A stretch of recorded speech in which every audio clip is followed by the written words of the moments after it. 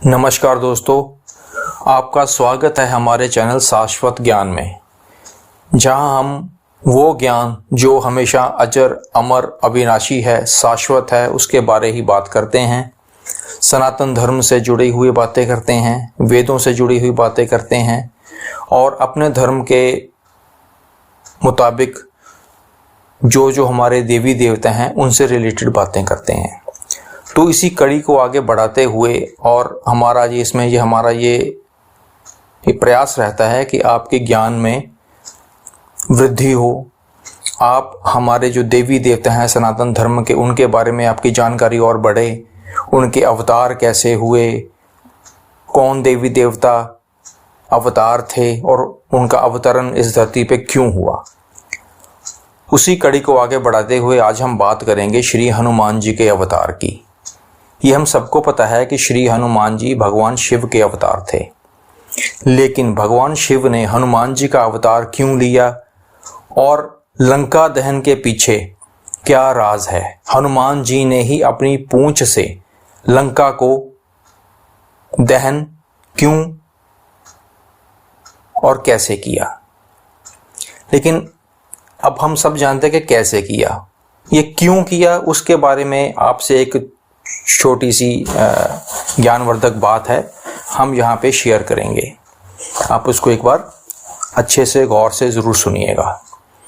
हम सब जानते हैं कि श्री हनुमान जी ने लंका दहन किया था और वो लंका दहन सीता जी की खोज करते हुए वहाँ पे हुआ था। जब उन्होंने सीता जी को लंका में देखा तो उसी दौरान उन्होंने जो रावण के अनेक पुत्र और राक्षसों का अंत कर दिया था, वध कर दिया था और लंका में बहुत ज़्यादा उन्होंने कौतूहल मचाया था, बहुत विनाश किया था। ये देखते हुए रावण के पुत्र मेघनाद ने श्री हनुमान जी को ब्रह्मास्त्र छोड़कर एक बार फिर काबू कर लिया था और रावण ने श्री हनुमान जी की पूंछ में आग लगाने का दंड दिया था, ये हम सबको पता है। और उसी जलती हुई पूंछ से श्री हनुमान जी ने लंका को आग लगाकर रावण का घमंड चूर चूर कर दिया था।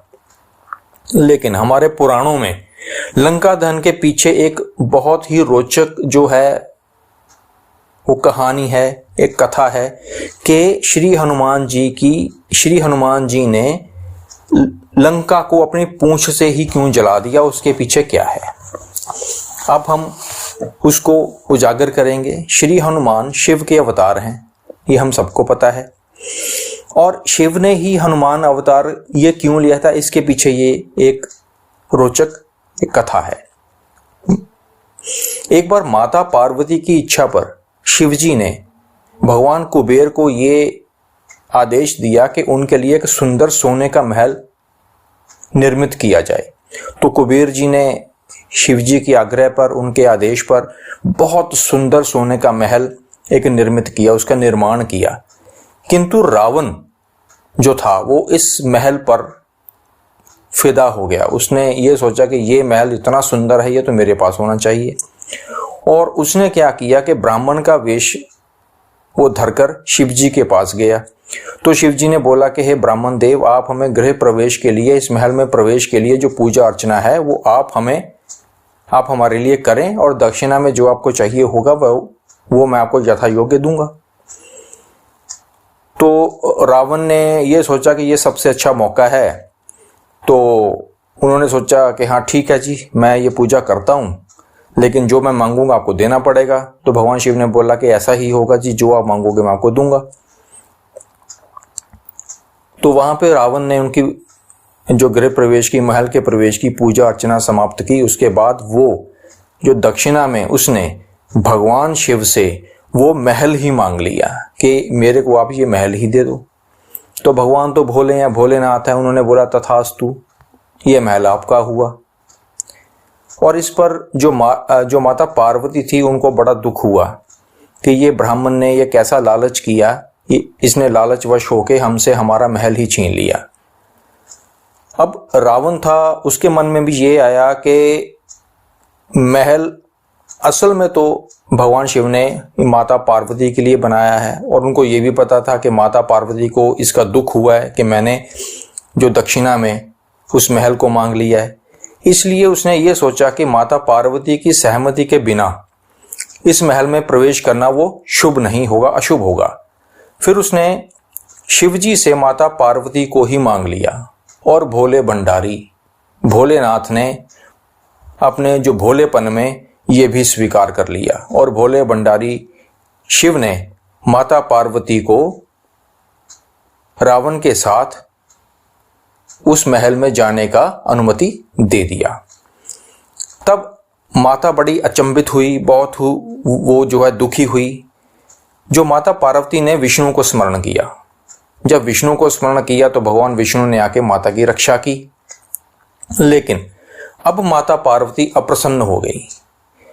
वो शिवजी से भी अप्रसन्न हुई कि आपने तो मुझे रावण के साथ जाने का आदेश दे दिया, वो तो भगवान विष्णु ने मुझे बचाया, लेकिन अब मैं आपसे भी एक तरीके से अचंभित हूं, अप्रसन्न हूं।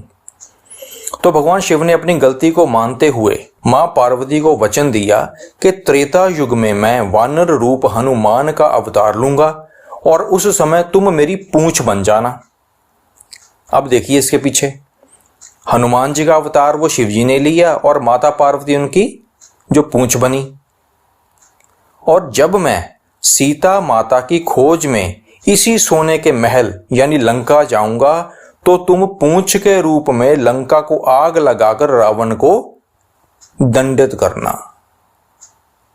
तो भक्तजनों, भाई और बहनों, अब आप ये सारा प्रसंग ये सुनकर अब आपको समझ में आया होगा कि श्री हनुमान जी ने अपनी पूंछ से उस लंका को जो दहन किया तो रावण का अभिमान चूर चूर हो गया। उसके पीछे ये कथा थी कि भगवान शिव जी ने माता पार्वती को रावण को सौंपकर माता पार्वती को अप्रसन्न किया। फिर माता पार्वती को प्रसन्न करने के लिए उन्होंने आके त्रेता युग में हनुमान जी का अवतार लिया और माता पार्वती को अपनी पूंछ के रूप में धारण किया। और माता पार्वती ने उसी सोने के महल को जो कि माता पार्वती के लिए ही बनाया गया था, उसको आग लगाकर दहन कर दिया। इस तरीके से माता पार्वती और शिव भगवान ने संयुक्त रूप से होकर रावण के अभिमान को चूर किया। अब यही प्रसंग है शिव जी के श्री हनुमान अवतार और लंका दहन का जो मेन कारण माना जाता है। तो उम्मीद करता हूं आपको ये जो कथा है इसके रूप में आपको आपके ज्ञान में वृद्धि हुई होगी। श्री हनुमान जी जो शिव जी के अवतार हैं, वो शिव जी के अवतार क्यों आए, उन्होंने लंका को क्यों दहन किया, इसके पीछे ये कथा थी। और उम्मीद करता हूं आपको ये बहुत ही अच्छा लगा होगा। आप हमारे चैनल शाश्वत ज्ञान को लाइक करें, शेयर करें, सब्सक्राइब करें, बेल आइकन को दबा दें ताकि आपको ऐसी महत्वपूर्ण जानकारी हमेशा मिलती रहे और आपको नोटिफिकेशन आता रहे। बहुत बहुत धन्यवाद भाई और बहनों, शुक्रिया।